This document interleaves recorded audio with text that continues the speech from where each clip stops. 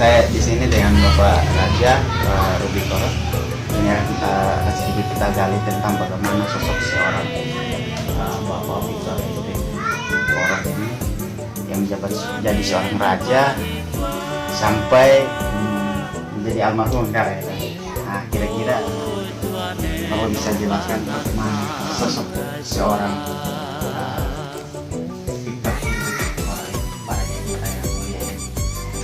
kepemimpinannya itu menjadi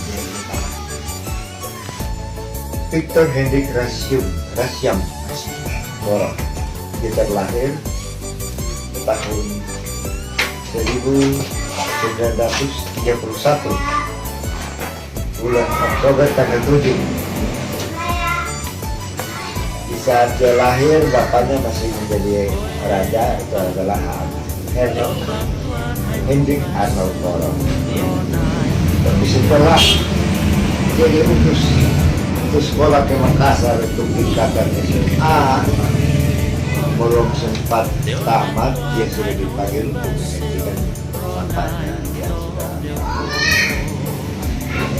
jadi dia lanjut menjadi raja itu tahun 1953 sampai 1957.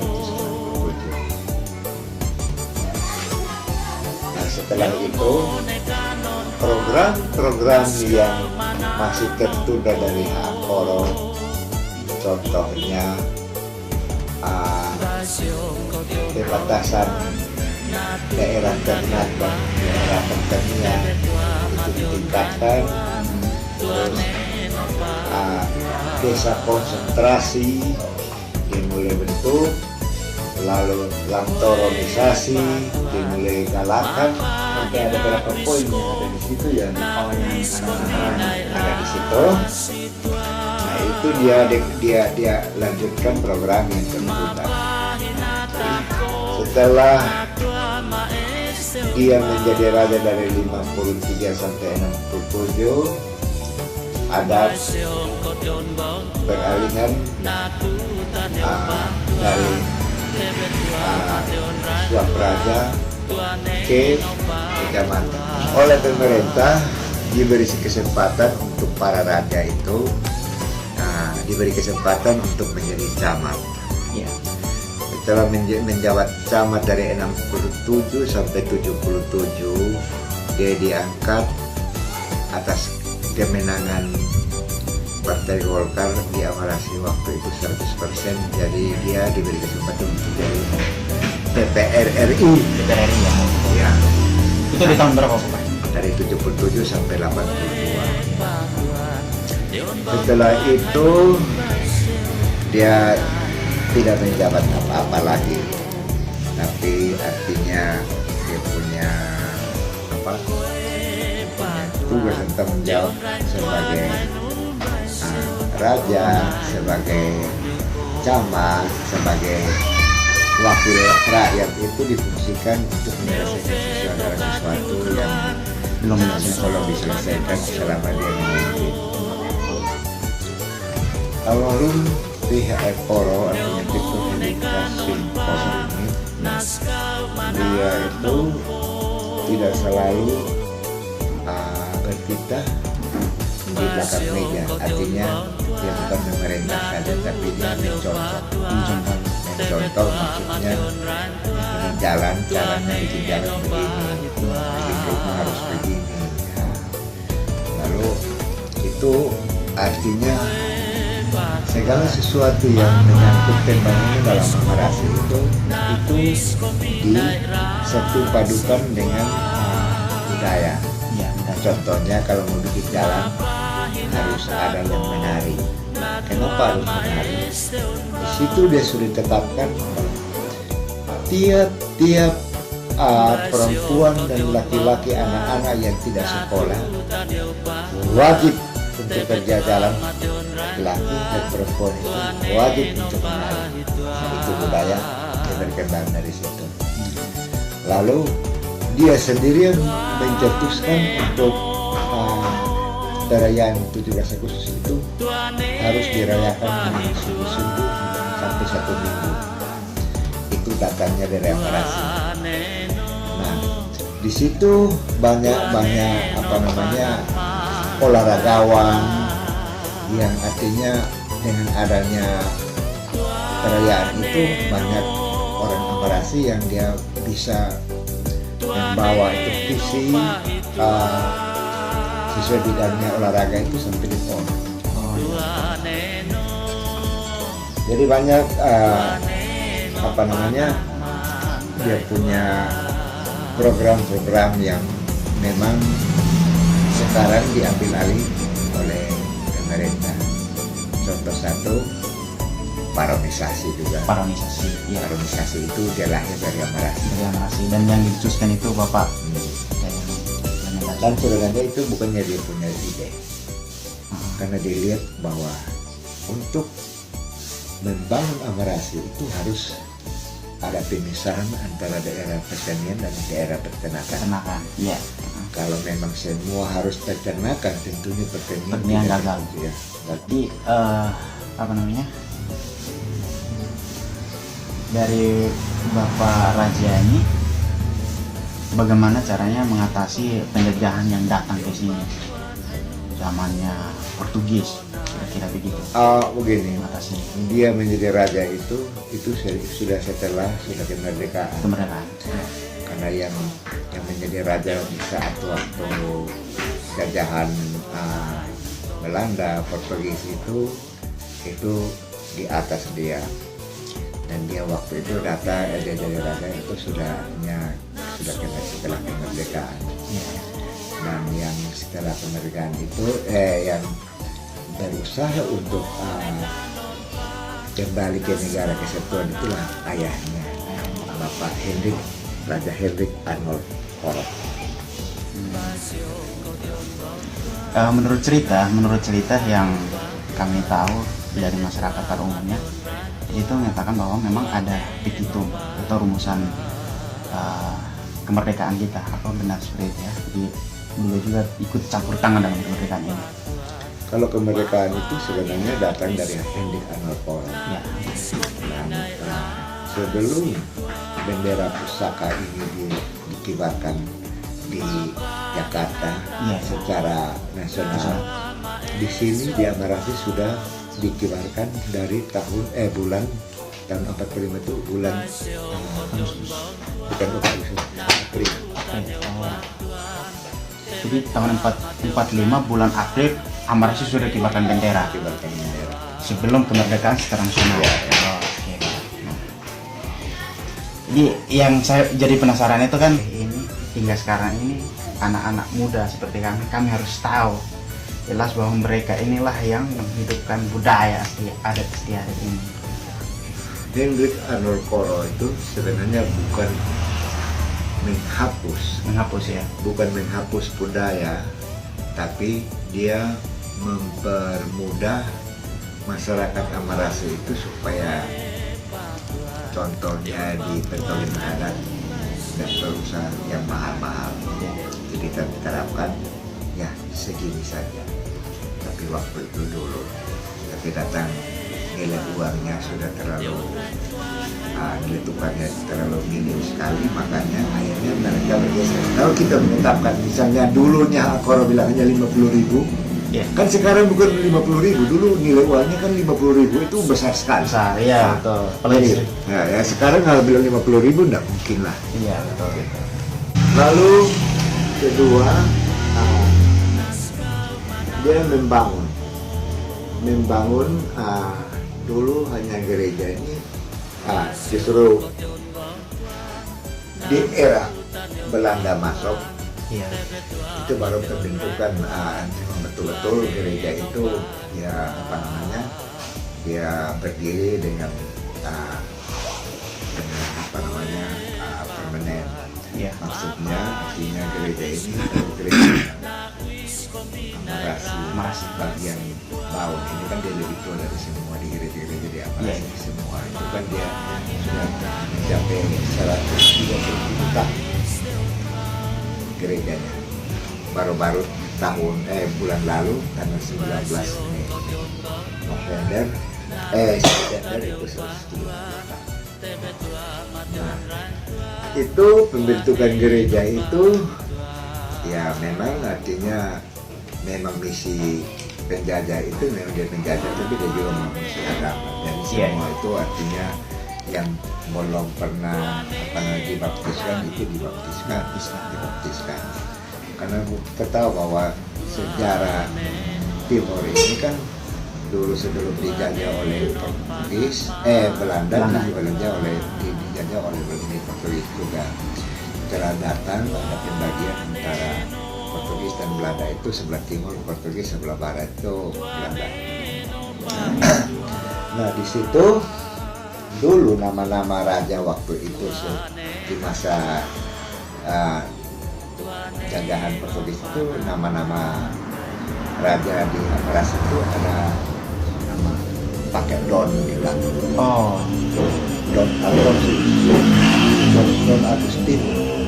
Agustino Fernandes. Nah, itu raja-raja yang masuk dalam agama, sehingga mereka dibaptiskan menjadi Katolik.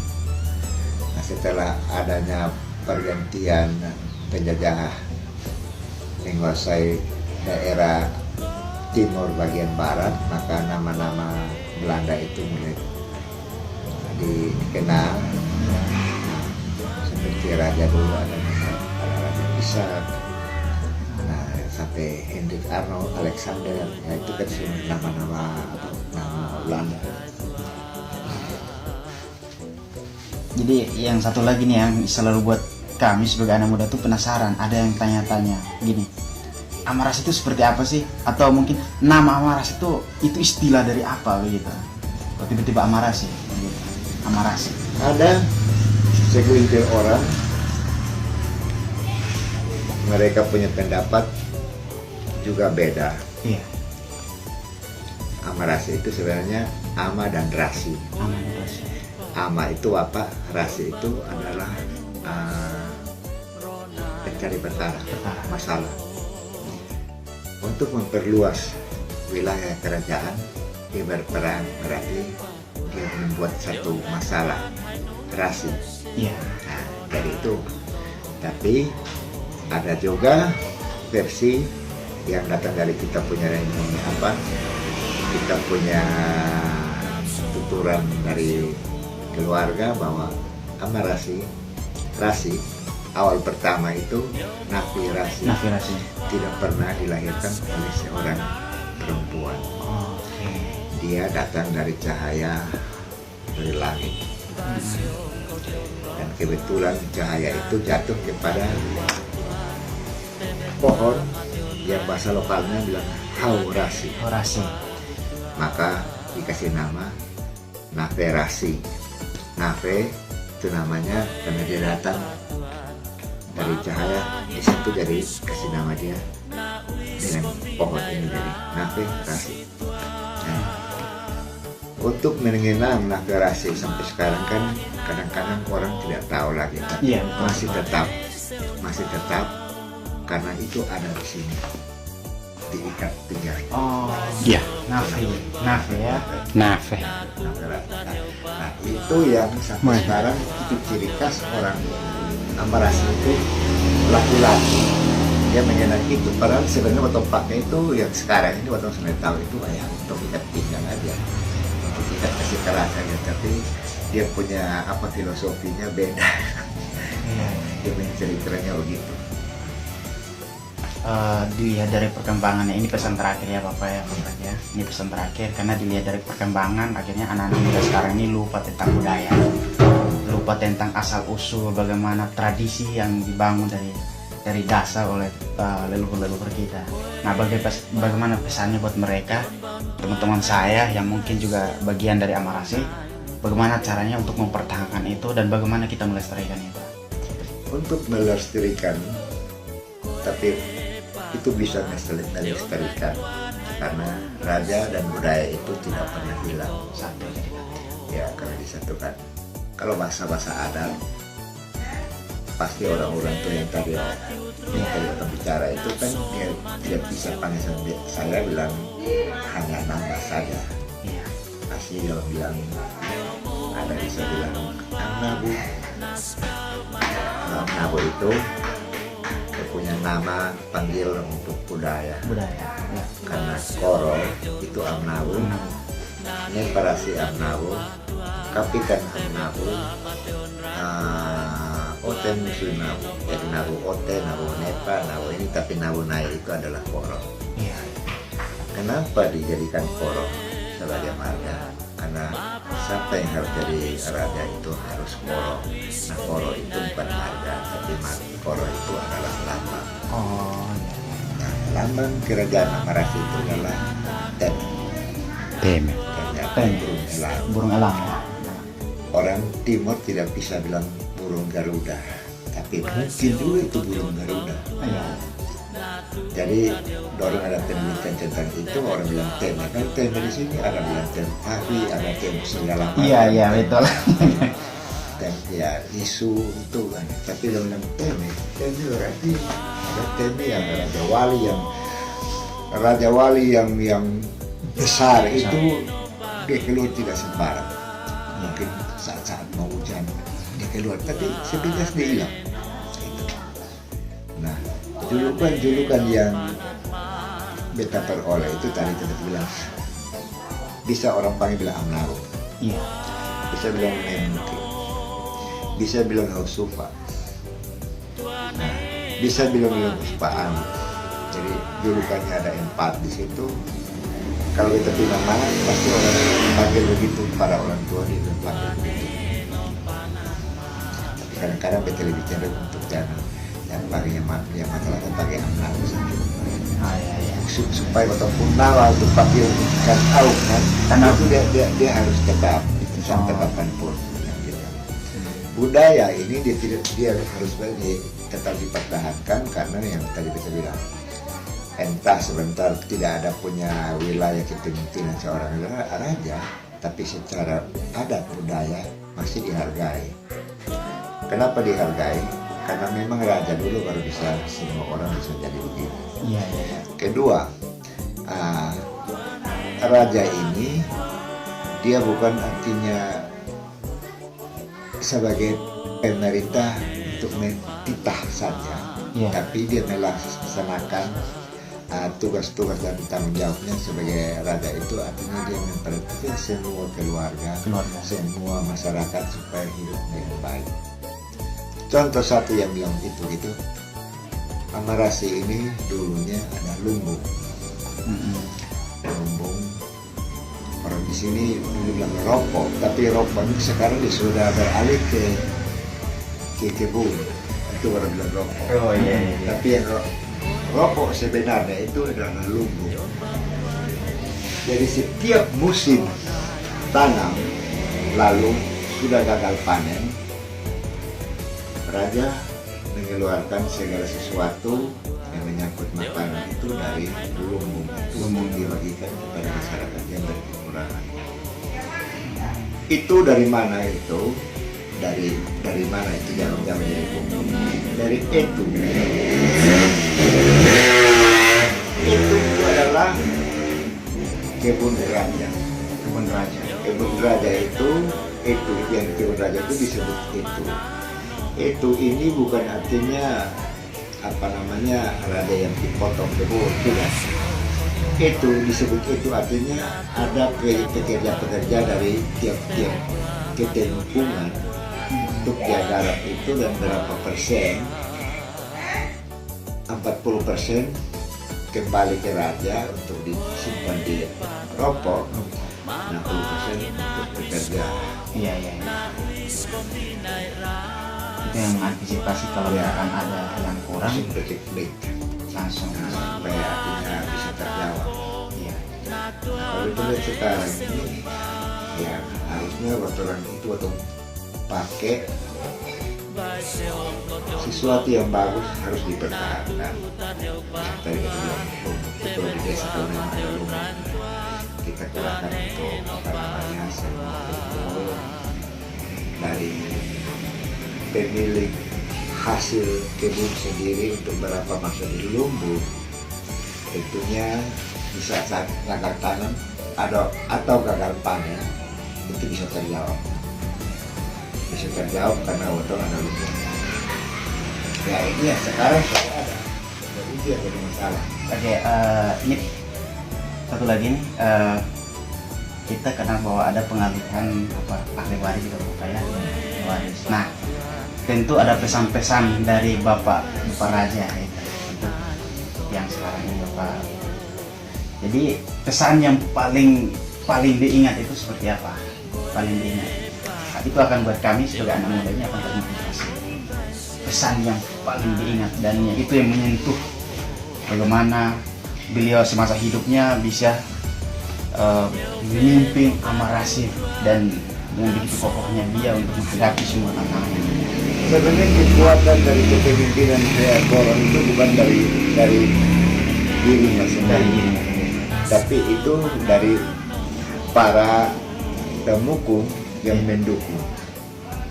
Maksudnya gini, dia banyak mengumpul ide-ide dari para pendukung. Kan dulu sana ada yang bilang bantuan desa tidak ada. Tidak ada. Lalu dia kumpul, lalu dia mengerjakan apa yang diamanahkan dari temukung itu sama-sama kerja. Jadi maksudnya apabila kalau dia bikin sendiri program sendiri, otomatis dia tawarkan pasti orang tidak mau. Tapi datangnya dari bawah dulu. Kita lu mau begini ya, sekarang kita mau laksanakan ini, dulu punya tempat. Lu siap sudah. Itu adalah dukungan dari support untuk melaksanakan. Lalu pesan yang paling diingat dari beliau ketika semasa sebelum meninggal. Saya ini sebenarnya awal pertama memang berseberangan dengan dia. Iya. Saya punya mau ini, dia punya mau ini. Makanya saya bilang kacau. Tapi saya tidak pernah bilang marah dia dan menjauh dari dia. Karena saya tahu bahwa aku harus belajar dari dia. Karena dia sebagai guru, bapak juga tapi sebagai guru. Hanya satu saja yang dia dia pesankan sebelum waktu itu masih dia menjabat dan melakukan segala sesuatu dengan tanggung jawab. Itu lalu lu jangan mengharapkan sesuatu, contohnya burung yang di udara tapi burungnya di tangan kamu lepas. Jadi sesuatu yang belum jelas jangan kamu ini. Yang jelas yang sudah ada ya